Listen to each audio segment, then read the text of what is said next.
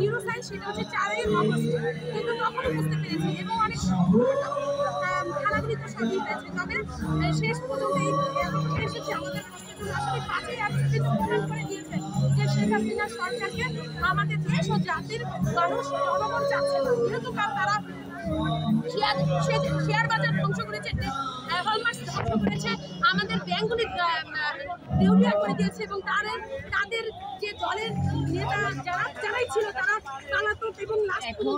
আওয়ামী লীগের কার্যক্রম নিষিদ্ধের দাবিতে যেটা কার্যকর হয়েছে, এখন আমরা দেখতে পাচ্ছি এখানে একটা আয়োজন করা হয়েছে। এই আয়োজন করা হয়েছে, এখানে